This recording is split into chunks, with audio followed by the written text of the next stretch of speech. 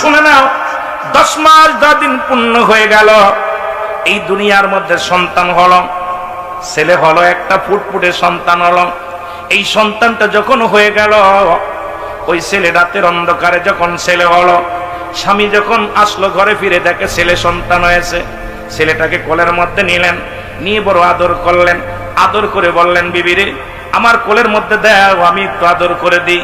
এই আদর করার কথা বলে কোলের মধ্যে নিয়ে চলে গেলেন। যায় নিকটতম একটা মসজিদের বারান্দার মধ্যে ফেলে দিয়া রেখে দিয়ে উনি ফজরের নামাজে দাঁড়ায় গেছে। জোরে জোরে বলো আল্লাহু আকবার।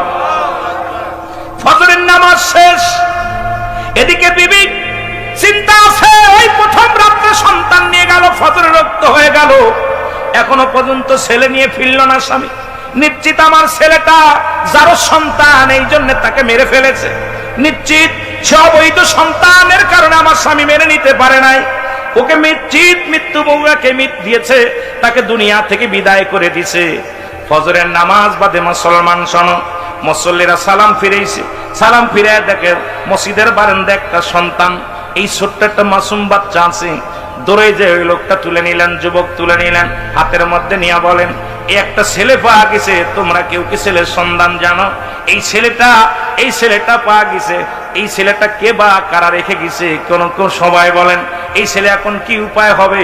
যুবক বলেন, আপনারা যদি মনে কিছু না করেন, আমার বিবি আছে, আমারও ছেলে মেয়ে হয় না, যদি এই ছেলেটাকে লালন পালনের দায়ভার আপনারা আমাকে দেন, তাহলে আমি দায়িত্ব নিব, আজ থেকে এই ছেলের বাবা হইয়া লালিত লালন পালন করবো। জোরে জোরে চিল্লায় বলেন মারহাবা।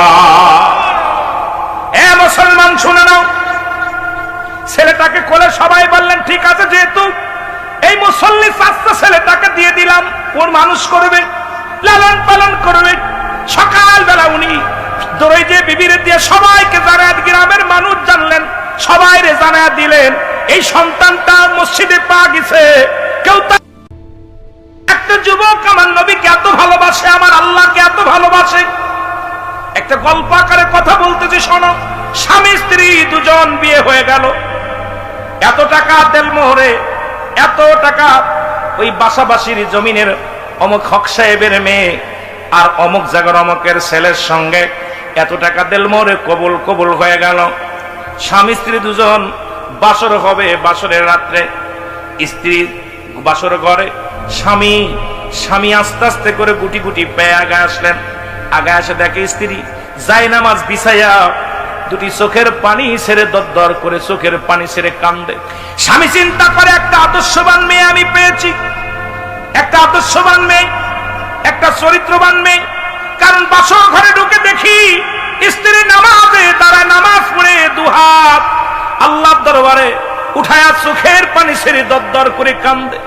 আল্লাহ, তুমি আমার মাফ করে দাও, আমি কি জবাব দিব আমার স্বামীর কাছে? আমি কি জবাব দিব স্বামীর কাছে? চোখের পানি ছেড়ে ছেড়ে কাঁদতেছে। হঠাৎ স্বামী ঘরের ভিতরে ঢুকে বললেন, স্ত্রী রে, তুমি এত কান্নাকাটি করছো কেন?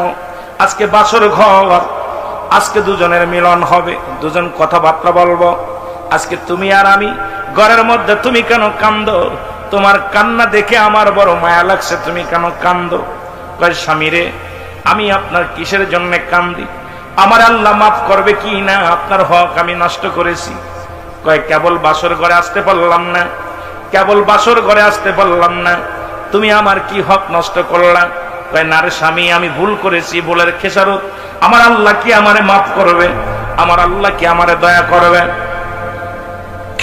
বাসর ঘরে স্ত্রী বলে, স্বামী রে, আমি আপনার কাছে অনুরোধ করি, আমি যদি আমার কথাগুলো বলি, গোপন কথা যদি বলি, আপনি আমাকে এখনই তালাক দিয়ে দিবেন, এখনই আমাকে বাদ দিয়ে দিবেন। আমি এটা বলে ভয় পাই না, আপনি আমাকে তালাক দিবেন, আমার কোনো কষ্ট নাই। আপনি আমাকে ছেড়ে দিবেন, কোনো কষ্ট নাই। আপনি আমাকে বাসর ঘর থেকে তাড়া দিবেন, তাতেও কোনো দুঃখ নাই। আমি শুধু এই চিন্তা করতেছি, একজন আদর্শবান ছেলেকে আমি ঠকাইলাম, একজন আল্লাহ বুজুর্গ ব্যক্তি, নামাজি ব্যক্তিকে আমি ঠকাইলাম। আল্লাহর দরবারে আমি কি জবাব দিব? মদিনা আলার কাছে আমি কি জবাব দিব? ছেলে ডাকতে বলে, বিবি রে, তুমি আমারে কি ঠকাইলা? তুমি কেন এত কাঁদছো? বলে, স্বামী রে, আমি আপনার কাছে আমি লুকাইব না, আপনার কাছে আমি লুকাবো না। কারণ আমার আল্লাহর কসম করে বলি, যখন আমি আপনার আদর্শ, আপনার চরিত্র আমি শুনতে পেরেছি, আপনি একজন আল্লাহওয়ালা মানুষ। জীবনে কোনোদিন আপনি জিনা ব্যভিচার করেন নাই, জীবনে আপনি কোনোদিন অন্যায় করেন নাই, কোনো মেয়ের দিকে আপনি মুখ উঁচু করে তাকান নাই। শুনেছি আসার পর আপনার ছোট বোন আমাকে বলেছে, কারণ আপনি এমন একটা আদর্শবান ছেলে, এই মহল্লার মধ্যে কোনো মেয়ের দিকে আজ পর্যন্ত আপনি আর নজরে তাকান নাই, কোনোদিন আপনি কোনো বাজে নজরে তাকান নাই। আপনি নামাজি, আপনি ইমানদার, আপনি আল্লাহওয়ালা। এ আমার স্বামী, আমি ভুল করেছি, আমারে আল্লাহ মাফ করবেনি। তবু যদি মাফ না পাই, আপনি যদি আমারে মাফ না করেন, আমি জাহান্নামী হয়ে যাব, দুঃখ নাই, কিন্তু আপনার কাছে আমি মাফ চাই, আপনার কাছে আমি ক্ষমা চাই, আপনি আমারে মাফ করবেননি। স্বামী কয়, বিবি রে বলো কি হয়েছে বলো। বলে, স্বামী রে, আমি একটা চক্রান্তে পড়েছিলাম, একটা ছেলের সঙ্গে প্রেম করেছিলাম। প্রেম করার পর সে আমার ছলনা করে নিয়ে যাওয়ার পর গত সপ্তাহ হয়ে গেল, এই এক সপ্তাহ হয়ে গেছে বিয়ের আগে আমার সঙ্গে দেখা করার কথা বলে, আমার বিয়ের কথা চলতেছিল। উনি আমাকে বলল একটু দেখা করার পর আমাকে ব্ল্যাকমেল করে নিয়ে যে আমার সঙ্গে শারীরিক মিলন হয়েছে। এখন ওই সন্তানের সন্তান, ওই যুবকটার সন্তান আমার গর্ভে প্রবেশ করেছে। এই ভয়ে আমি আপনাকে ঠগাইতেছি, যদিও এক সপ্তাহ হয়ে গেছে। এক সপ্তাহের সন্তান হয়তো 10 মাস 10 দিন পরে আপনারই হবে, মানুষ বলবে আপনার সন্তান। যদি 7 মাসও হয় মানুষ বলবে আপনার সন্তান, যদি 8 মাসও হয় মানুষ বলবে আপনার সন্তান। কিন্তু আমি যে আপনারে ঠগাইতেছি, আল্লাহর আদালতে আমি কি জবাব দিব, আমি মদিনার কাছে কি জবাব দিবে, এই ভয়ে আমি কাঁদতেছি। কারণ আপনার আমি ঠগাইলাম, আমি তো নিজে ভুল করেছি, আমি ইচ্ছাকৃত কোনো ভুল করি নাই, আমি ভুলের চক্রান্তের ভিতরে পড়ে গেছিলাম, আমি নিরুপায় হয়ে গেছিলাম। এই নিরুপায় হয়ে অপরাধ করে ফেলেছি, সেই অপরাধের ফসল আমার গর্বে। স্বামীরে, এই কারণে আমি কি জবাব দিব, আপনার আমি ঠগাইলাম, আমার আল্লাহ কি আমারে মাফ করবে, আমার মদিনাওয়ালার দিদার কি আমি পাবো? কারণ আমি শুনেছি আমার নবী বলছে, অন্যের দোষটি ঢেকে রাখলে আল্লাহ তাআলা তার দোষটি ঢেকে রাখে। সুতরাং আমি আজকে স্বামী বলতেছে, ও বিবি, আমার নবী বলছে অন্য দোষটি যে ব্যক্তি ঢেকে রাখে, আমি তার দোষটি ঢেকে রাখবো। ও বিবি, যেহেতু আমার আল্লাহ পাক জানায় দিয়েছে, আমার হাবিব এই কথা বলেছে সাহাবীদেরকে, আমি কথা দিলাম বিবিরে, তোকে আমি তালাক দিব না, তোরে নিয়ে আমি সংসার করব, জীবনেও আমি তোমার সঙ্গে আর মিলামিশাও করব না, তোমার সঙ্গে আর কোনো মিলনও আমি করব না, তোমাকে আমি তাড়াও দিব না, তোমাকে আমি বিতাড়িতও করব না বিবিরে। আর আমি কথা দিলাম, এই কথাটা পৃথিবীর বুকে আমি আর কাউকে জানাবো না। জোরে জোরে বলো মারহাবা। আদর্শবান ছেলে যত মাফ করতে পারে, জ্ঞানী মানুষ যত মাফ করতে পারে, আপনার মূর্খ মানুষ এত মাফ করতে পারে না।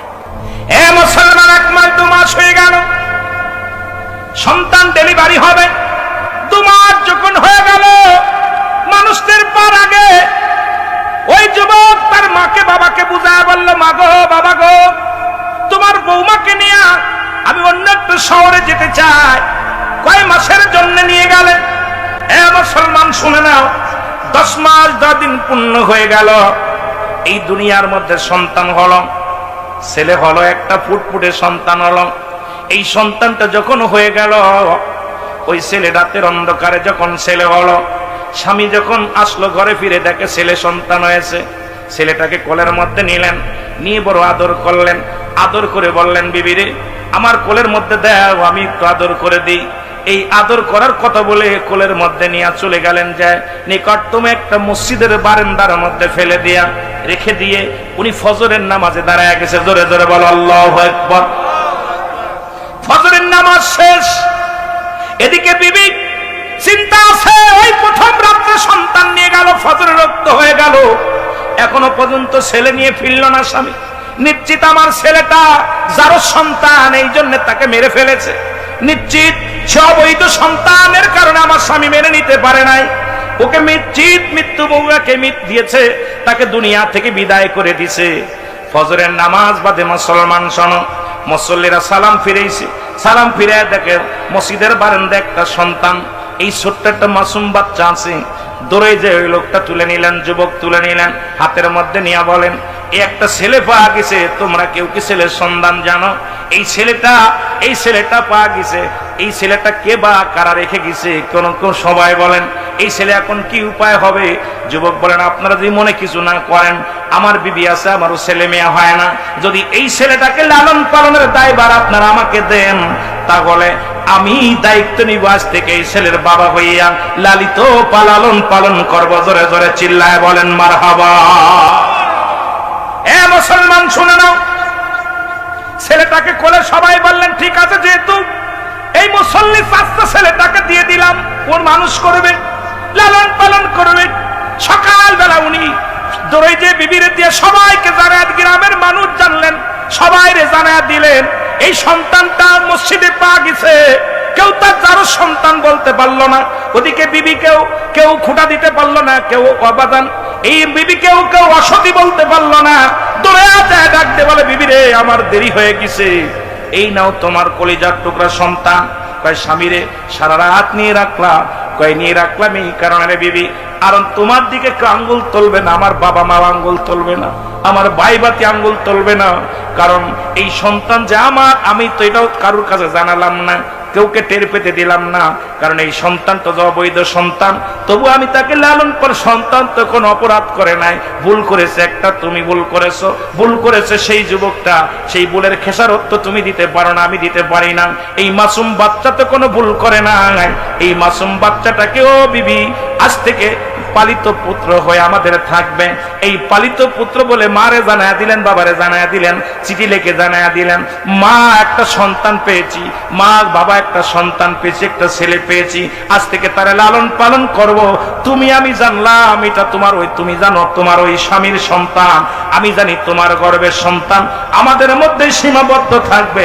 দুনিয়ার মানুষ জানবে এটা পালক সন্তান। আল্লাহর কাছে প্রার্থনা করি, আল্লাহ তুমি যেন আমার মদিনার সঙ্গে সাক্ষাৎ করে দাও।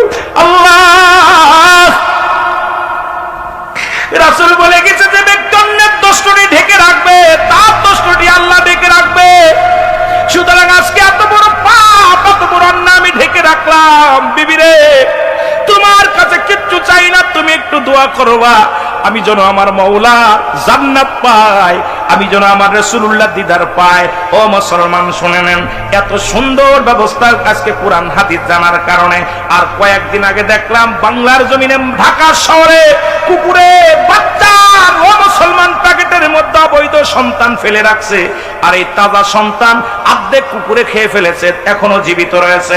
আর একটা দেখলাম এই অবৈধ সন্তানগুলো মুখে গাড়ের মধ্যে কামড় দিয়া কুকুরে নিয়ে যায়, ওই বাচ্চাটাও জীবিত। সন্তান তো কোনো পাপ করে নাই, সন্তান তো কোনো অপরাধ করে নাই। আপনার একটা ভুলের কারণে আপনি দুনিয়া থেকেও অশান্তির মধ্যে থাকবেন, ইয়াউমাল কিয়ামতের ময়দানে ওই জাহান্নামের অধিকারী হয়ে যাবেন।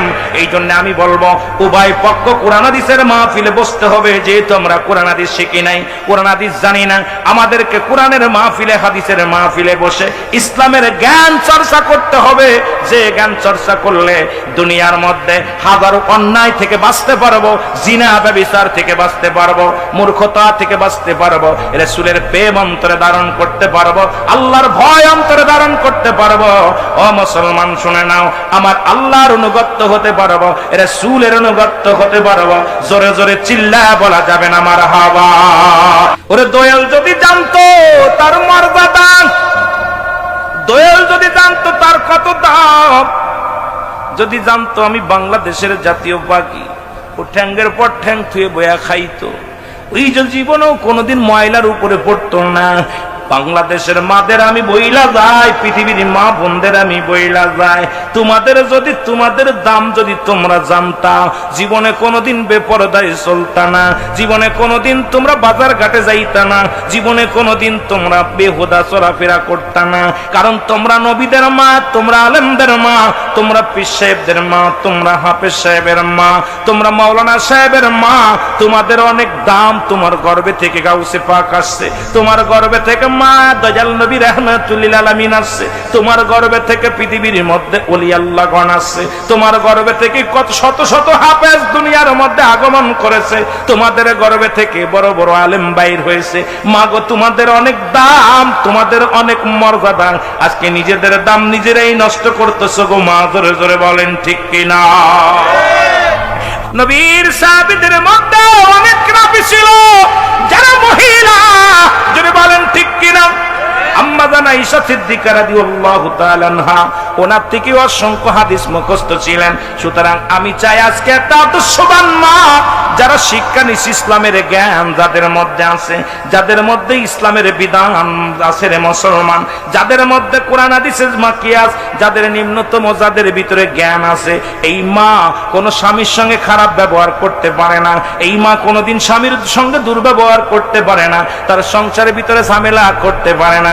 আসলে এই জ্ঞান না থাকার কারণে আজকে অনেক মা বোন ও মুসলমান খারাপ পর্যায়ে চলে যায়, কারণ ইসলামী জ্ঞান না থাকার কারণে। জোরে জোরে বলেন ঠিক কিনা? এগুলো হলো প্রাথমিক বিদ্যালয়। আর বিদ্যালয় যদি ভালো না হয়, যেখানে লেখাপড়া সাজ ভালো না হয়, পিঠে ভালো হবে না।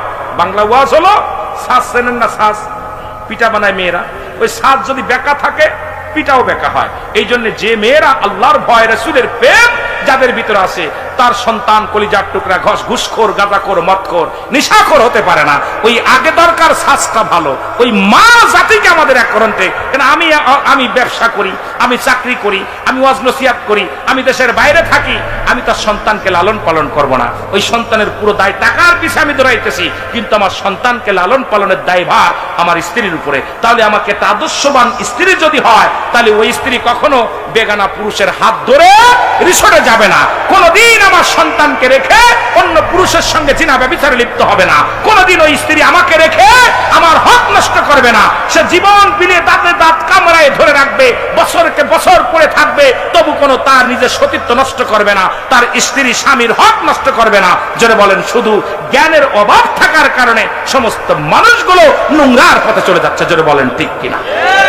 শুধু ব্যাঙ্গের বিয়ে নয়, মুসলমান আর এক দল দেখলাম, নারী পুরুষ একত্রিত হইয়া কাদা লাগাইয়া একটা গান গাছে, দেওয়া তুমি নামরে হরিশকন গগনে।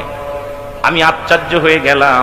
গোলাম একরাম মসজিদে যে দোয়া চায়, গোলাম একরাম আল্লাহর দরবারে প্রার্থনা করে, নামাজ আদায় করে, কিন্তু একদল বেঈমানের দলেরা, তারা নাস্তিক, ওই নাস্তিকেরা দেখলাম রাস্তার মধ্যে ঘোরাঘুরি করে, নারী পুরুষ একত্রিত হইয়া তারা বাড়িতে বাড়িতে যায় পানি ঢালে দেয়া কি করতেছে, ঘোরাঘুরি করতেছে আর লাফালাফি করতেছে, বৃষ্টি দাও বৃষ্টি দাও। আল্লাহ পাক অসন্তুষ্ট হয়ে যাবে। আজকে চারিদিকে শুধু গজব আর গজব, গজব আর গজব। জোরে বলেন ঠিক কিনা? এমন গজব হয়েছে মুসলমান শোনো, ওই আমেরিকার মধ্যে শুনলাম, দেখলাম গতকালকের নিউজ দেখলাম, জনম দুঃখিনী মা তার কলিজার টুকরা সন্তানকে, 16 মাসের বাচ্চা, কত মাসের দেখেছেন যারা মিডিয়া দেখেছেন মুসলমান শোনো, 16 মাসের মাসুম বাচ্চা একটা কন্যা সন্তানকে ঘরের মধ্যে তালাবদ্ধ দিয়া এই মা চলে গেছে বেগানা পুরুষ নিয়ে চলে গেছে হানিমান করতে, পুরুষের সঙ্গে পাতলা জর্জেট কাপড়গুলো নিয়ে, খাবার পানি নিয়ে, স্বামীর হুকুম ব্যতীত মা সন্তানকে ঘরবন্দি তালাবন্দি করিয়া মা চলে গেছে 10 দিনের সফরে। 10 দিন, একদিন নয়, 2 দিন নয়, 10টা দিন, 16 মাসের বয়স শিশুটাকে রেখে গেছে। এই শিশু দেখলাম ঘরের মধ্যে পায়খানা করছে, প্রস্রাব করেছে, ওই শিশু ক্ষুধার যন্ত্রণায় মা মা করে চিৎকার মেরেছে। ওই জাহিলা জামানা কেমন মা, মা সন্তানের কান্না। পৃথিবীর মধ্যে যদি সিজার হয়, যদি কষ্ট করে ডেলিভারি সন্তান হয়, সন্তান যদি কানা হয়, সন্তান যদি বোবা হয়, সন্তান যদি খোড়া হয়, তবু মা দেখে দুনিয়ার সব দুঃখ ভুলে যায়। পশুগুলো দেখেও কি শিক্ষা নেওয়া যায় না? ওই পশু বাচ্চা প্রসব হয়, পশু বাচ্চা যখন দুনিয়ার মধ্যে আগমন করে, ওই মা বাচ্চাটাকে বাঁচানোর জন্য মা সংগ্রাম করে। দেখেছি ডিসকাভারিতে কত মেষগুলো, কত মুসলমান হরিণগুলো নিজের জীবন দিয়া গেছে বাচ্চারে বাঁচানোর জন্য। ওই বাচ্চাটা যখন, ছোট্ট বাচ্চাকে যখন হিংস্র প্রাণী বাঘ যখন আক্রমণ করেছে, মা জননী বাচ্চাকে বাঁচানোর জন্য জীবনটা কুরবানি করে দিয়ে গেছে। নিজের ভয় করে নাই, মরণের ভয় করে নাই, পরোয়া করে নাই। মা জননী জীবন দিয়ে গেল। আর আজকে বাংলার জমিনে 16 মাসের মাসুম বাচ্চাকে ঘরে বন্দি করে নিজের দেহ ব্যবসার জন্য, নিজের শারীরিক চাহিদা মিটানোর জন্য নিজের মাসুম বাচ্চাকে বন্দি করে চলে গেল। বাদান ফলাফল হলো, এসে দেখে সন্তান মারা গেছে মুসলমান। ওই 16 বছরের বাচ্চা শুকায়া কঙ্কাল হয়ে গেছে, আর না ফিরার দেশে চলে গেছে, না ফিরার দেশে চলে গেছে মুসলমান। এটা কি কিয়ামতের আলামত না? কথা বলেন না এখন, এটা কি কিয়ামতের আলামত না? সন্তানের প্রতি আমরা দেখেছি অনেক স্বামী পরিত্যাগ হয়েছে, স্বামী ছেড়ে দিছে স্ত্রীকে, স্ত্রী সন্তানের মুখের দিকে তাকাইয়া পরের বাড়ি কাজ কাম করেছে, বাড়িতে বাড়িতে ভিক্ষা করেছে, চেয়ে চিনতে খেয়েছে, স্বামী ছেড়ে দিল, বাচ্চাকে ছাড়ে নাই। ওই মেয়ে বাচ্চা হোক আর ছেলে বাচ্চা হোক, মা তার আসলের নিচেই রেখে তারে লালন পালন করেছে। ওই সন্তান বড় হয়ে তবু কষ্ট দিছে, তাও কিন্তু মা তারে বলে নাই। আর আজকে এমন নিষ্ঠুর জামানা, এমন নিষ্ঠুর পৃথিবী চলতেছে, আজকে আমার দেশের মুসলমান অসংখ্য নারীরাও সমুদ্র সৈকতে চলে যায় ছোট ছোট বাচ্চাদেরকে রেখে, ওই রকম তারাও চলে যায় মাসুম বাচ্চাদেরকে ঘরে রেখে। আমি বলি মুসলমান শুনে নাও, এটা কিয়ামতের আলামত। চারিদিক থেকে গজব শুরু হয়ে গেছে, এখনো সময় আছে, ঈমান নিয়ে কবরে যার চিন্তা করো। দুনিয়ার রং তামাশা ছেড়ে দাও, দুনিয়ার রং তামাশা ছেড়ে দিয়ে আল্লাহ আল্লাহ রাসূলের ভালোবাসার মধ্যে তুমি ঢুকে যাও। দুনিয়া থেকেও শান্তি পাবা, আখিরাতেও শান্তি পাবা। জোরে জোরে চিল্লায় বলেন আল্লাহু আকবার।